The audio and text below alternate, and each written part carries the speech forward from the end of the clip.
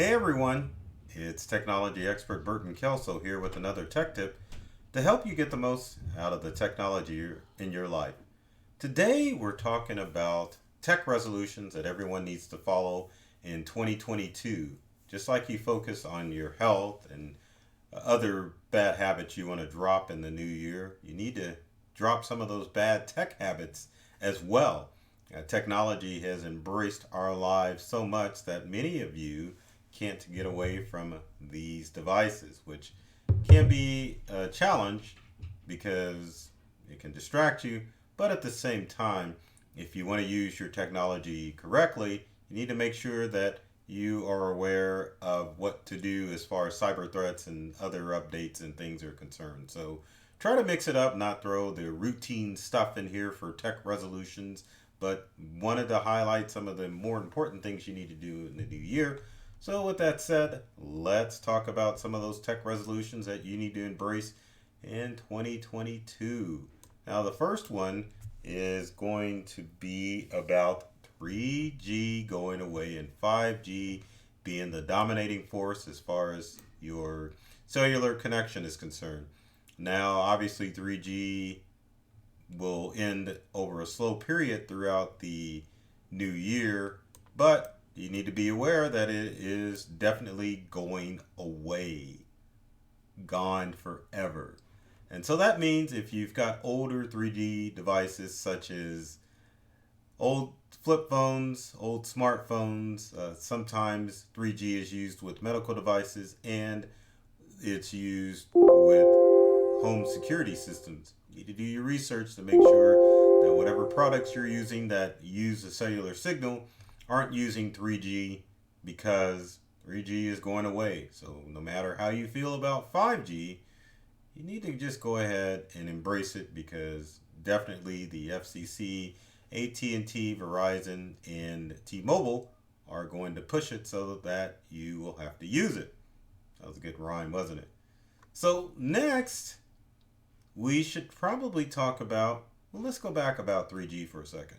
So the question is what do you do if you have an old 3G device? Well, unfortunately, if you got an old smartphone and it uses only 3G, then it's done. Same thing with some of those medical devices. Cars sometimes use 3G, but those devices are just considered obsolete. Now, and e-readers too. I always forget about e-readers. But the one thing that you can do if you've got an e-reader, a smartphone, or a tablet that uses a 3G cellular connection, you can connect that device to Wi-Fi in order to get a little longer life out of it. But I would say if your smartphone, tablet, or e-reader is at the point where it was using 3G, you might as well take it to a recycling center and dispose of it properly, because you're probably only going to have limited access to your 3G, or actually to your device, once 3G is gone. Now, some providers are starting as soon as February. Others, like Verizon, are going to hold out to the end of the year. So check with your provider to find out when your end of life is with your device. And if you've got an older device, maybe you can update it to 4G. Depends on the device. Check with your cellular provider to find out for sure. Next is my biggest resolution for this year, is to stop buying antivirus software. All of those security suites that come included with your computer, laptop, or other devices are useless. That's not to say that you don't have any antivirus protection built in. You do on a Mac with XProtect. That's what it's officially called. And for Windows users, you've got Windows Defender. And you smartphone users, key tip, as long as you watch out what you download from the App Store as far as apps are concerned, then there's a good possibility you will not infect your device, because, like I've said throughout the years, 99% of cybercrime requires user interaction. So if you don't click on it or visit the website or the link or give out your number or allow someone into your computer, you're not going to get hacked, because all tech devices that have the latest and greatest updates on them are protected from about 99% of the cybercrimes out there. So getting a package like Norton or McAfee or Avast or Avira or BitLocker, Bitdefender, they're really isn't a need to use any of those products because your antivirus software is built in. And you can save yourself some money too because some of those antivirus companies are kind of shady as far as what they do when they sign you up for auto renewal and you're not able, well, actually, you'll get renewed, but you may not be using that product anymore. So keep that in mind. Stop using antivirus software on your computers. Now, another tech resolution you need to make sure you follow in the new year is to make sure that you are making sure that you are doing your research when you're buying refurbished products. There's a ton of refurbished products on Marketplace, meaning Facebook Marketplace, Craigslist, and other online selling sites. And the people that are selling those devices are usually a little tech savvy and know more than what you would know. Now, the challenge is that some of these new looking devices may not be supported anymore by Apple or Windows. The biggest culprit is Apple, as a matter of fact, with its smartphones or tablets. Apple has a slim life series, about 7 years, as far as life expectancy for a Mac as far as software is concerned. The Mac may work, but there's a lot of things you may not be able to do, especially if you use Macintosh-centric software. So if you see any Apple or even Windows device or a smartphone that is older than, I would say probably 5 years at this point, don't waste your time getting it. I know when you look at some of the ads on Marketplace, you'll see people that will list the name of the computer and the brand, but they don't list the year. Now, some people will actually take a shot of the Mac or the Windows computer as far as when it was manufactured, but in most instances, people don't, and so you think you're getting a good deal on an older pre-used device, but you may be purchasing something that is considered obsolete. So remember, don't go back any more than 5 years when getting refurbished devices because in most instances it's not something that you could use. And keep this in mind, especially if you aren't tech savvy. If you have questions about any device that you see listed on one of the selling sites on the internet, be sure to get in contact with a tech savvy friend so they can guide you and help you figure out which devices to purchase and which ones not to purchase. Next is recycling. I know that people don't like to recycle because they don't know what to do, but recycling is important because it helps the environment.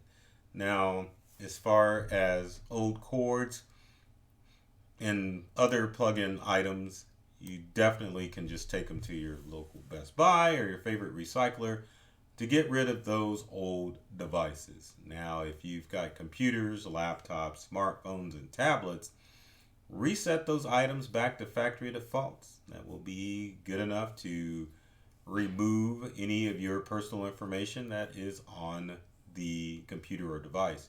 Now, sometimes you can take out the storage item or the hard drive of a tech device and just take a hammer to it or just break it in half, and that'll be good enough for criminals not to get your information. Then you can just give the the computer with no hard drive to your favorite recycling center or donate it to a place that repurposes that old tech. But be sure to make sure your data is wiped before you take it to be recycled. Don't just toss it in the trash. Wipe it clean. Make sure no one can get access to your stuff. Chances are kind of slim, but at the same time, why take risk with your technology? So keep that in mind. Next would be using passphrases and get rid of the old standard of using passwords.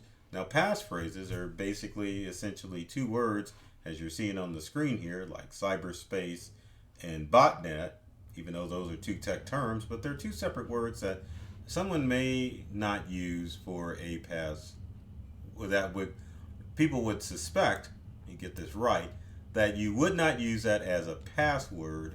So make sure that you're using passphrases to access, or not to access, but basically keep your account safe.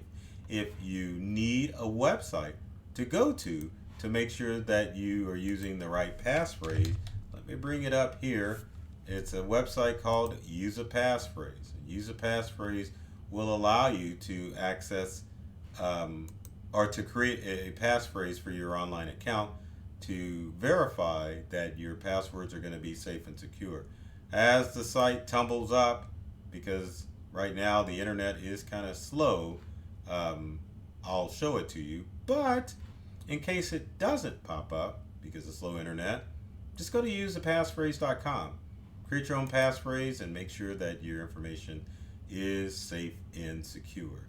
Next on the list of cyber or tech resolutions, cyber resolutions is the comes to mind because you definitely need to make sure that you're staying cyber secure when you are surfing the web and use your devices. Again, as I said, 99% of cybercrime requires user interaction. So as long as you're not clicking on those goofy links or downloading stuff you shouldn't download, then your devices are perfectly safe from everything out on the web.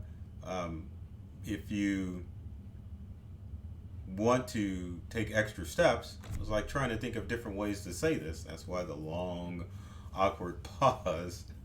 But get with a tech expert to find out what things that you need to do to be a little bit more cyber secure. But make sure that you're changing passphrases on a regular basis. Just make sure that you're keeping your device safe and secure by not allowing odd things to download onto your devices. Next resolution is use a password keeper. Now there is a big school of thought on what type of password keeper to use. Now, I have always suggested, just for the sake of saving your passwords and keeping them secure, use your favorite browser in order to store all of your passwords in them. But there have been articles out recently that have said that you maybe shouldn't do it. But your other options are to use programs like LastPass and Password One. But the important thing is that you want to make sure that you are using some sort of password keeper, regardless if you're using browser-based or LastPass or any other program out there. You will have the advantage of learning when your passwords have been compromised on the dark web. All password keepers now do monitor the dark web to see what passwords show up on them, or even passphrases. So if you use a browser-based password store or keeper, or even use LastPass or Password or OnePass, you can have peace of mind of knowing that if your password shows up, that you will know and you'll have the opportunity to change it. Also, too, all of your passwords will be stored in one place, making it easy for you to automatically log into your online accounts and making sure that you have all your passwords in one place. Next is to take some time and stay off of those devices. I know it's hard. Tech is addicting. Most of us go through life like this anyway, but it's good to choose a day or at least several hours where you take your smartphone and you just set it down. Practice a set it down Sunday or a self-care Sunday, but anything to limit your use of technology throughout the day or even on the weekends. Technology is an important tool, but at the same time, it's a good idea to reconnect and get off those tech devices and enjoy what the real world offers. Next resolution, I'm kind of guilty of this, is clean up that clutter. I'm almost embarrassed to show you my desktop on this Windows computer that I'm using, but it's pretty darn cluttered with icons. And no, I'm not going to show you, but yes, clean up the clutter. If you got old files, old programs on your computer, delete them off just to give you peace of mind with your device. Same thing with your smartphone. You got old apps, and with your tablet, you got old apps, just take them off. It's not going to speed up your device, but it definitely will make it easier for you to use your technology because you'll be able to find stuff quick and readily. So just delete that stuff out. Same thing with old emails. Delete those old emails out.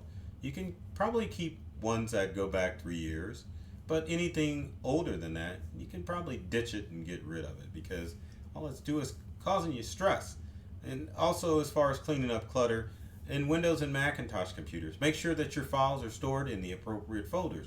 All Windows computers and Macintosh computers have appropriate folders for documents, pictures, videos, and your download folders. So make sure everything's in the proper folder, so that way if you have a catastrophic event for your Windows or Mac computer and you back it up, then you can easily restore those items when you restore from your backup. Notice I didn't mention backup in the tech resolutions of 2022 because I think everyone should be there at that point. But if you're not, add that to your list of resolutions. So with that said, if you got comments or questions about anything that I discussed or some resolutions that you think that I forgot, that I should have mentioned, leave them in the comment section below. Love to get a good discussion going to find out what people are or find important as far as their technology is concerned. If you like this video, be sure to like and subscribe and share and click the buzzer if you're watching this on YouTube and all of that beautiful stuff, because I know I got some good tech tip videos out there. There's probably about a good 400 or 500 on our YouTube channel, or just randomly you can find on the web. So be sure to like the video and share it with your friends and family, because I know there's some people out there that probably are struggling with tech. So I love technology. I've read all the manuals and I'm serious about making technology fun and easy to use for everyone. So take care of yourself and do many things to make you smile. And thanks for watching.